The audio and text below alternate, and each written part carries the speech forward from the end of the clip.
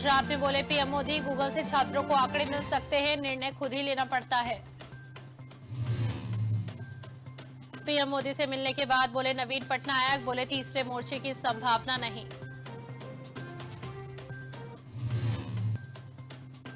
अजीत पवार ने शिंदे फडणवीस पर कसा तंज, अजीत पवार को याद आए अटल बिहारी वाजपेयी। दिल्ली पुलिस से बोले ब्रजभूषण सिंह, सभी आरोप झूठे और बेबुनियाद।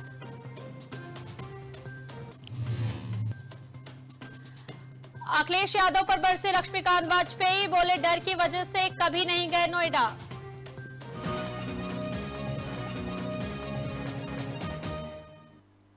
नमस्कार, स्वागत है आपका इंडिया वॉच में। आपके साथ मैं हूं श्रेया कश्यप। करते हैं बुलेटिन की शुरुआत बड़ी खबर के साथ। आपको बता दें कि उत्तर प्रदेश में नगर निकाय चुनाव के 2 चरणों की जो प्रक्रिया है वो पूरी हो चुकी है। तो वहीं जहां 11 मई और 4 मई को 2 चरणों के चुनाव हो चुके हैं, तो वहीं 13 मई को अब चुनाव के परिणाम घोषित होंगे। साथ ही साथ आपको ये बता दें कि अभी चुनाव के परिणाम घोषित होने में समय है, तो वहीं बीजेपी ने अपनी रणनीति बनाना शुरू कर दी है और 2024 में होने वाले लोकसभा चुनावों की जो तैयारी है उसमें जुट गई है। पार्टी ने 2024 के लिए बनाई हुई रणनीति पर काम करना शुरू कर दिया है और बीजेपी लोकसभा चुनाव 2024 में अपनी जीत सुनिश्चित कर रही है। इसके मद्देनजर पार्टी जल्द ही जनता से संपर्क करना शुरू कर देगी और मतदाताओं को अपने साथ जोड़ने की कोशिश करेगी। इसके लिए मई और जून में मतदाताओं से जनसंपर्क अभियान चलाया जाएगा। इसकी जिम्मेदारी बीजेपी सांसदों को दी गई है और भाजपा सांसद घर घर जाएंगे और वोटरों से बातचीत करेंगे। इस दौरान वो लोगों की समस्याओं को सुनेंगे और बीजेपी सरकार की उपलब्धियों को गिनाएंगे। इसकी शुरुआत इसी महीने से की जाएगी और लोकसभा चुनाव 2024 को लेकर के भाजपा रणनीति बना रही है। बीजेपी की नजर सबसे ज्यादा उन सीटों पर है जिनमें उन्हें पहले हार का सामना करना पड़ा था, जिनमें उन्हें कम अंतर से जीत मिली थी। पार्टी इन सीटों पर अपना ज्यादा फोकस करेगी। बीजेपी ने प्रदेश की सभी 80 लोकसभा सीटों पर जीत का लक्ष्य रखा है, जिसके लिए पार्टी ने अभी से काम करना शुरू कर दिया है और पार्टी के सभी कार्यकर्ता इसमें जिम्मेदारी निभाएंगे और सभी लोगों को तक सरकार की जन कल्याणकारी योजनाओं को पहुंचाएंगे।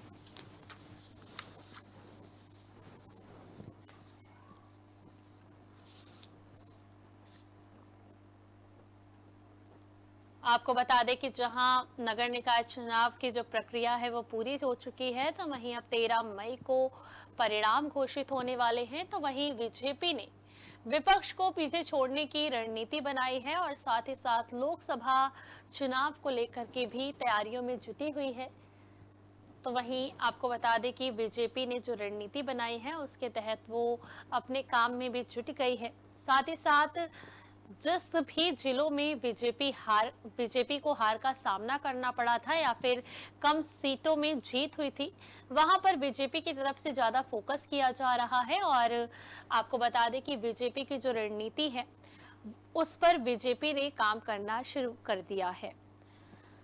आपको बता दें कि इस रणनीति के तहत जो बीजेपी के सांसद हैं वो घर घर जाएंगे और वोटरों से बातचीत करेंगे। इस दौरान वो लोगों की समस्याओं को सुनेंगे और साथ ही साथ सरकार की जो योजनाएं हैं उनको भी जनता तक पहुंचाने का काम करेंगे।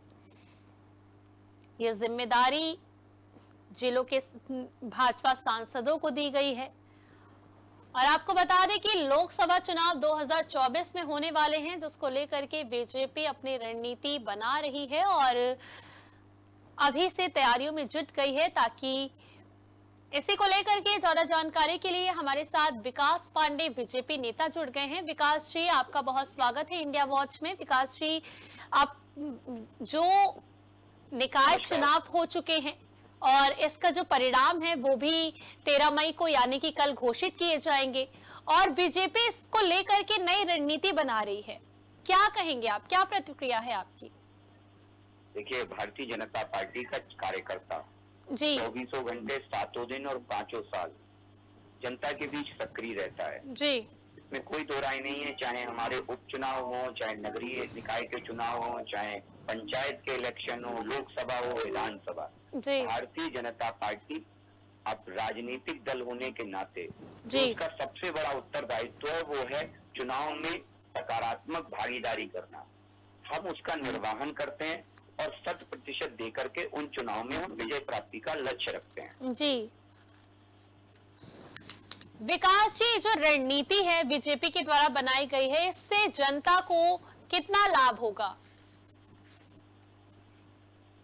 देखिए, हमारी रणनीति से जनता को भी लाभ होता है और जनता के साथ साथ एक राजनीतिक दल होने के नाते हमें भी लाभ होता है। जी और हमारी कोई भी रणनीति ऐसी नहीं है जो जनता केंद्रित ना हो, जी क्योंकि हम राजनीतिक दल हैं और राजनीतिक दलों के लिए जनता देवतुल्य होती है, जनता जनार्दन होती है। जी और जनता के ही केंद्र में रखकर हम सारी योजनाएं, चाहे हमारी पार्टी की योजना हो, चाहे हमारी सरकार की योजना हो, चाहे हमारी संगठन की कार्य पद्धति हो, हम जनता को ही केंद्र में रख करके उन रणनीतियों को बनाते हैं, जिससे कि हमारा ज्यादा से ज्यादा जनता तक जुड़ाव हो, ज्यादा से ज्यादा जनता तक हमारी पहुंच हो।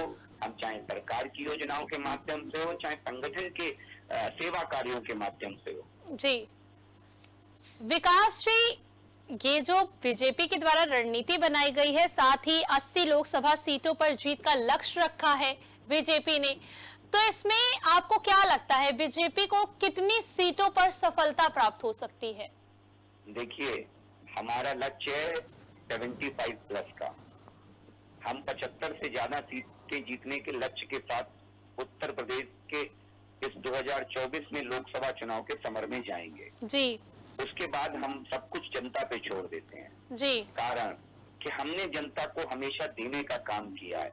हम जनता से केवल 5 साल में एक बार जनता का आशीर्वाद लेने जाते हैं और 5 साल चाहे हमारा कार्यकर्ता हो, चाहे हमारी सरकार हो, जनता के कल्याण के लिए, उसके उत्थान के लिए हमेशा सतत प्रयासरत रहती है और हमेशा काम में लगी रहती है। यही कारण है कि चाहे उपचुनाव ही क्यों ना हो, भारतीय जनता पार्टी सारे चुनाव में विजय श्री हासिल करती है।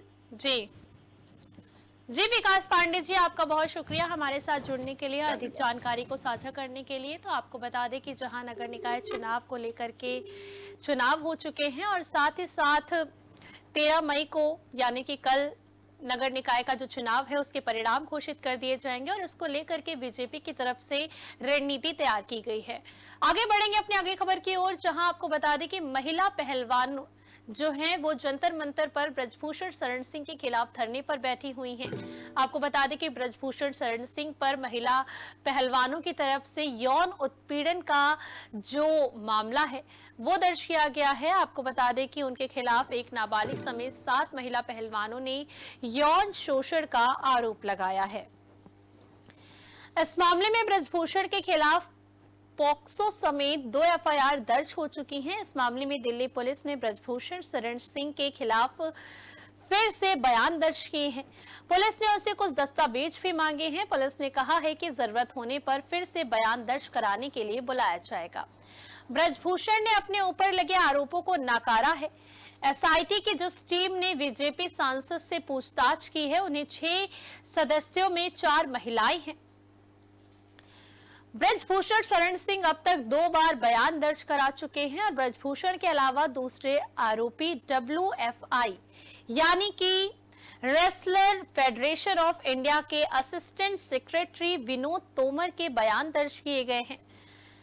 इससे एक दिन पहले नाबालिग ने कोर्ट के सामने अपने बयान दर्ज करवाए थे। पुलिस सूत्रों के मुताबिक इस मामले में नाबालिग मजिस्ट्रेट के 164 में बयान दर्ज किया गया। उसने इस दौरान भी ब्रजभूषण पर अपने लगाए गए आरोपों को दोहराया है। हालांकि जिस वक्त उसने अपने साथ वारदात बताई उस समय वो बालिग थी या नहीं, अभी इसकी जांच की जा रही है। इसके अलावा पुलिस को शिकायत के हिसाब से अब तक एक भी टेक्निकल एविडेंस और चश्मदीद नहीं मिला है।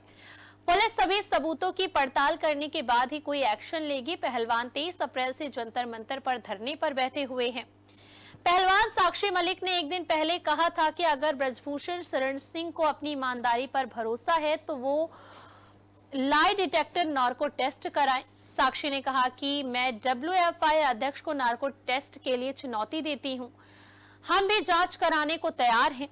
सच्चाई सामने आने दीजिए कि दोषी कौन है और कौन नहीं। वहीं बजरंग पूनिया ने कहा कि वो चाहते हैं कि सभी प्रतियोगिताएं आईओए के तदर्थ पैनल के तहत हों। अगर डब्ल्यूएफआई प्रमुख किसी भी तरह से शामिल हैं तो हम इसका विरोध करेंगे।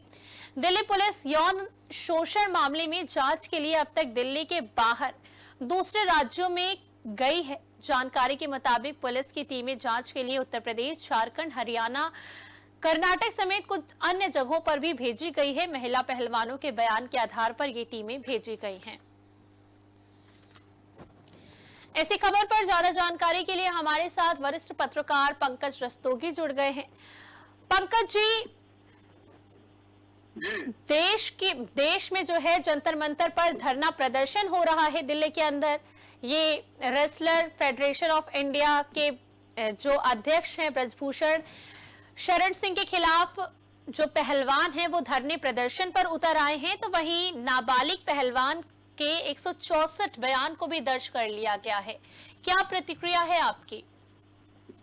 देखिए, जिस तरह से रेसलर्स हमारे देश का गौरव है जी, और उन्होंने देश का नाम रोशन करने का काम किया है, और उनके साथ अगर किसी प्रकार का कोई भी कृत्य, जैसा कि उनकी शिकायत रही है जी, भारतीय कुश्ती महासंघ के अध्यक्ष श्री माननीय सांसद ब्रजभूषण शरण सिंह के खिलाफ अगर उनकी कोई शिकायत रही है तो उसको बकायदा सुप्रीम कोर्ट वो लोग गए और सुप्रीम कोर्ट ने उसका संज्ञान दिया और त्वरित गति से दिल्ली पुलिस को आदेशित किया कि इसकी FIR दर्ज की जाए।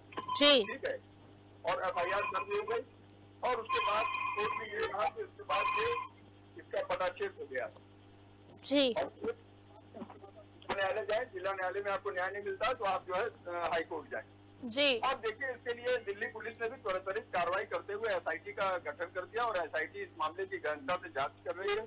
जी, और जो भी जांच में जो चीजें सामने आएंगी, जो चीजें प्रदर्शित हो, मतलब जो चीजें भी जांच में आएंगी उस पर कानून अपनी न्याय संगत कार्रवाई करेगा। और दूसरी चीज है 164 का नाबालिग का जो बयान है वो भी दर्ज कर लिया गया है। जी, दिल्ली पुलिस तत्परता के साथ काम कर रही है और ब्रजभूषण शरण सिंह तो शुरू से ही कह रहे हैं कि मैं जांच में सहयोग करने को तैयार हूँ। हर तरह से मैं हर जांच के लिए मैं सामने खड़ा हूँ, हर जांच के लिए मैं सहयोग करने को तैयार हूँ। तो उनकी मंशा तो एकदम क्लियर है, वो हर तरह से जांच को पेश करने को तैयार है। लोकप्रिय सांसद है, 5-6 बार से वो लगातार सांसद है, तो इसलिए 5 से 6 बार से वो 5-6 बार वो सांसद रहे और एक लोकप्रियता का उनका एक उधर पूर्व मतलब आपके पूर्वांचल के जिलों में उनका एक मजबूत आधार है।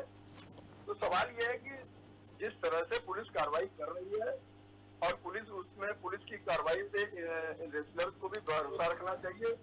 पुलिस न्याय संगत कार्रवाई कर रही है और कोर्ट में मामला है, कोर्ट भी इसका संज्ञान ले रहा है। भारतीय कानून व्यवस्था पे भी उनको विश्वास रखना चाहिए। जल्द ही इस पे कोई फैसला निश्चित रूप से, ये सारा मामला पुलिस जिस तरह से इन्वेस्टिगेट कर रही है सारा मामला सामने आ जाए। जी, पंकज जी, अभी हाल ही में मतलब कि कल पहलवान, महिला पहलवान है साक्षी मलिक, उनकी तरफ से ब्रजभूषण शरण सिंह को चुनौती दी गई थी कि वो नार्को टेस्ट करवाए और अपना जो बेगुनाही का सबूत है वो दे। क्या लगता है आपको? देखिए, पहली बात समझ लीजिए, जब मामला न्यायालय के अंतर्गत न्यायालय ने उस पर आदेशित किया है और पुलिस उसका काम कर रही है और पुलिस उस पर इन्वेस्टिगेट कर रही है, तो पुलिस अगर समझेगी तो नार्को टेस्ट कराएगी। ब्रजभूषण शरण सिंह तो उसके लिए तैयार है, हर तरह से तैयार है। अगर पुलिस उस पर विचार करेगी, पुलिस को ये समझ में आएगा कि नहीं नार्को टेस्ट कराना चाहिए तो वो कराएगी। जी, तो इसलिए पुलिस को डायरेक्शन देना किसी का काम नहीं है, पुलिस को सिर्फ न्यायालय ही डायरेक्शन दे सकता है। जी, और सीधी सी बात है, अगर इस तरह की बात पुलिस के संज्ञान में आती, पुलिस को अगर नार्को टेस्ट कराना होगा तो कराएगी। ब्रजभूषण शरण सिंह तो हर तरह की जांच प्रक्रिया और सब चीज के लिए तैयार है, ये वो नई जांच तक के लिए तैयार है। जी पंकज जी, अभी दिल्ली के जंतर मंतर में जो माहौल बना हुआ है उसको लेकर के आप क्या कहेंगे? देखिए, माहौल बना हुआ है लेकिन इसका राजनीतिकरण हो रहा है। तमाम दल के लोग उसमें वहाँ राजनीतिक रोटियां देख रहे हैं जी, और पहलवानों को भी चाहिए। पहलवान हमारे देश की महिला रेसलर हमारे देश की गौरव है, उनको पुलिस तंत्र पे भरोसा रखना चाहिए। उनकी जो डिमांड थी वो न्यायालय के द्वारा पूरी हो गई कि FIR दर्ज की जाए और पुलिस अपना SIT का गठन करके पुलिस अपनी कार्रवाई कर रही है। 164 के भी जो नाबालिग लड़की थी उसके बयान दर्ज हो गए, तो पुलिस अपनी कार्रवाई कर रही है जी। इसलिए उनको उस पर भरोसा रखना चाहिए और इस धरने को अविलंब खत्म करना चाहिए। जी पंकज जी, आपको बहुत शुक्रिया हमारे साथ जुड़ने के लिए और अधिक जानकारी साझा करने के लिए। तो आपको बता दें कि जहां पहलवानों ने जंतर मंतर पर धरना प्रदर्शन जारी कर दिया है और ब्रजभूषण शरण सिंह के खिलाफ धरना प्रदर्शन किया है और उनको कई तरह की चुनौतियां भी दी गई हैं। तो वहीं आगे बढ़ेंगे अपनी अगली खबर की ओर, जहां आपको बता दें कि कर्नाटक में कल यानी कि शनिवार को चुनाव के जो नतीजे हैं वो आने वाले हैं और साथ ही एग्जिट पोल की तरफ से जो बीजेपी की चिंता है वो बढ़ा दी गई है, क्योंकि एग्जिट पोल के नतीजों में बीजेपी की हार और कांग्रेस की जीत का अनुमान जताया जा रहा है। तो वहीं मीडिया रिपोर्ट्स के मुताबिक एग्जिट पोल कांग्रेस को सबसे ज्यादा यानी कि 122 से 140 सीटें मिल सकती हैं, तो वहीं बीजेपी को 62 से 80 सीटें मिलेंगी। वहीं जेडीएस को 20 से 25 सीटें और अन्य को 0 से 3 सीटें मिलने का अनुमान एग्जिट पोल की तरफ से बताया गया है। बीजेपी अगर चुनाव हारती है तो साल 2024 के लोकसभा चुनाव में कर्नाटक में सीटें जो हैं वो घट सकती हैं और 2019 लोकसभा चुनाव में राजनीतिक जो राज्य की 28 सीटों में से बीजेपी ने 25 सीटें और उसकी समर्थित निर्दलीय प्रत्याशी ने 1 सीट जीती थी, जबकि कांग्रेस जेडीएस को एक सीट मिली थी। कर्नाटक में अगर बीजेपी को मात मिलती है तो पार्टी के लिए सूबे में 2019 के नतीजे दोहरा पाना मुश्किल हो सकता है और कांग्रेस की सीटें बढ़ सकती हैं। इसकी भरपाई कर्नाटक के साथ ही पश्चिम बंगाल, बिहार, झारखंड, महाराष्ट्र में भी बीजेपी की सीटें घट सकती हैं। इन राज्यों में हो रही सीटों के नुकसान की भरपाई के लिए बीजेपी को नए राज्य तलाशने होंगे जो संभव नहीं दिख रहे। गौरतलब है कि 2019 के लोकसभा चुनाव में बीजेपी ने बंगाल की 42 में से 18, महाराष्ट्र के 48 में से 23, कर्नाटक के 28 में से 25 और बिहार की 40 में से 17 और झारखंड की 14 में से 12 सीटें जीती थी। 5 राज्यों की कुल 172 सीटों में से बीजेपी ने अपने दम पर 98 सीटें जीती थी, जबकि उसके सहयोगी दलों ने 42 सीटें जीती थी। इस तरह बीजेपी गठबंधन ने 172 में से 140 सीटें अपने नाम की थी और महाराष्ट्र में राजनीतिक समीकरण बदल गए हैं। 2019 में बीजेपी के साथ मिलकर चुनाव लड़ने वाली शिवसेना, कांग्रेस और एनसीपी के साथ महाविकास आघाड़ी में है। बीजेपी ने एकनाथ शिंदे को मिल गया है, लेकिन मूड ऑफ नेशन के सर्वे में महाविकास आघाड़ी को 48 में से 34 सीटें मिलने का अनुमान जताया गया है। इसी तरह बिहार में नीतीश कुमार अब महागठबंधन में वापसी कर चुके हैं, जिसके चलते बिहार में भी बीजेपी को नुकसान हो सकता है। इसी खबर पर ज्यादा जानकारी के लिए हमारे साथ कांग्रेस नेता आशीष कोटडिया जुड़ गए हैं। आशीष जी, इंडिया वॉच में आपका बहुत स्वागत है। धन्यवाद। आशीष जी, एग्जिट पोल की तरफ से निकल के आ रहा है कि इस बार कांग्रेस की जो जीत है वो कर्नाटक में हो सकती है। देखिए, एग्जिट पोल के आंकड़े एकदम स्पष्ट है। 14 मई बीजेपी गई, भारतीय राष्ट्रीय कांग्रेस पार्टी की पूर्णतः बहुमति वाली कर्नाटक में सरकार बनेगी जी। दूसरी बात, जहां तक राष्ट्रीय स्तर की बात है और आने वाले आगामी लोकसभा चुनाव की बात है, तो भारतीय राष्ट्रीय कांग्रेस पार्टी के साथ अन्य देश के सभी विपक्षी दलों के सहकार से हम आने वाले लोकसभा चुनाव में भी मोदी जी की गद्दी को खाली करवा के भारतीय राष्ट्रीय कांग्रेस पार्टी की सरकार बनाएंगे जी। तीसरी बात, कर्नाटक चुनाव में जिस प्रकार से श्री डीके शिव कुमार जी तथा सिद्धारमैया जी और कर्नाटक राज्य के प्रभारी श्री रणदीप सिंह सुरजेवाला जी की जो अथाग परिश्रम और मेहनत अवश्य रंग लाएगी। कर्नाटक में 13 मई बीजेपी गई, 13 तारीख को 150 के पार भारतीय राष्ट्रीय कांग्रेस पार्टी की सीटें आएगी और जो कर्नाटक वासी है उनके हितार्थ में पुनः एक बार कर्नाटक में खुशहाली की स्थापना होगी, क्योंकि कर्नाटक वासियों ने अतीत के वर्षों में भारतीय जनता पार्टी की वो आर्थिक नीतियों का सामना किया है, भारतीय जनता पार्टी के कुशासन का सामना किया है। अतः अब समय आ गया है कि कर्नाटका वासियों के अच्छे दिन की शुरुआत हो, उनके जीवन में खुशहाली आए, मेरे कर्नाटका वासी भाई और बहन का जीवन में सुख समृद्धि आए और उनको रोजगार प्रदान मिले, मेरी बहनों को सुरक्षा मिले। इसलिए भारतीय राष्ट्रीय कांग्रेस पार्टी की सरकार बनेगी। अब आते हैं शिंदे पर। देखिए, शिंदे जैसे विश्वासघाती व्यक्तियों को उखाड़ के फेंक देना चाहिए, ये मेरा निजी अनुमान है। जो शिंदे होता है उनको उखाड़ के फेंकना चाहिए। बाला साहेब ठाकरे, उद्धव ठाकरे जी ने उन पे विश्वास करके राजनीति में यहाँ तक पहुंचाया और अंतिम समय में उसने जो विश्वासघात किया है, ऐसे व्यक्तियों को राजनीति में नहीं आना देना चाहिए, उखाड़ के फेंकना चाहिए। आशीष जी, क्या लगता है आपको, अगर कांग्रेस की सरकार बनती है कर्नाटक में तो किस रणनीति पर आप लोग काम करेंगे?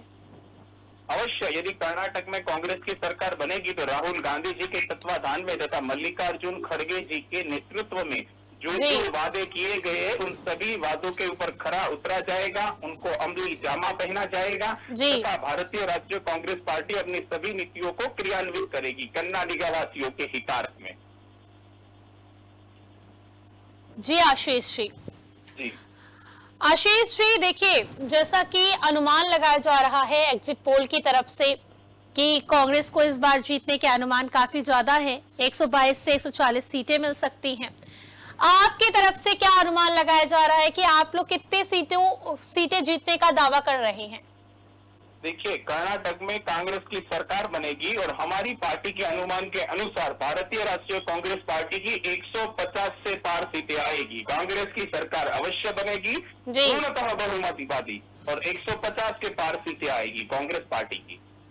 जी आशीष जी, बहुत शुक्रिया आपका हमारे साथ जुड़ने के लिए और अधिक जानकारी साझा करने के लिए। तो आपको बता दें कि कर्नाटक में कल विधानसभा चुनाव के जो है नतीजे घोषित करने वाले हैं और एग्जिट पोल की तरफ से ये भी बताया जा रहा है कि जो कांग्रेस है उसकी सीटें 122 से 140 सीटें मिल सकती हैं और साथ ही साथ बीजेपी को भारी नुकसान उठाना पड़ सकता है। और साथ ही आपको ये भी बता दें कि लोकसभा चुनाव को लेकर के भी बीजेपी की तैयारियां जो है वो जोरों शोरों पर चल रही हैं। लेकिन अगर कर्नाटक विधानसभा चुनाव में बीजेपी को हार मिलती है तो लोकसभा में बीजेपी को काफी ज्यादा नुकसान उठाना पड़ सकता है, क्योंकि इन सीटों के बदौलत ही जो बीजेपी है उसको जीत का सामना करना पड़ेगा। और अगर कर्नाटक में कांग्रेस की सरकार बनती है तो बीजेपी को काफी ज्यादा नुकसान उठाना पड़ सकता है, क्योंकि ऑलरेडी हिमाचल प्रदेश में भी जो है कांग्रेस की सरकार है और राजस्थान में भी कांग्रेस की सरकार है और साथ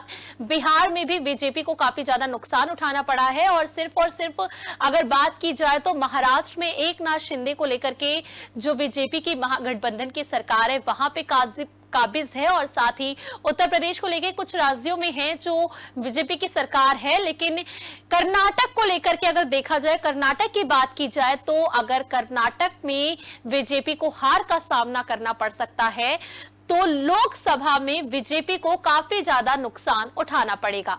फिलहाल इस बुलेटिन में बस इतना ही। बाकी की तमाम खबरों के लिए देखते रहिए इंडिया वॉच। नमस्कार।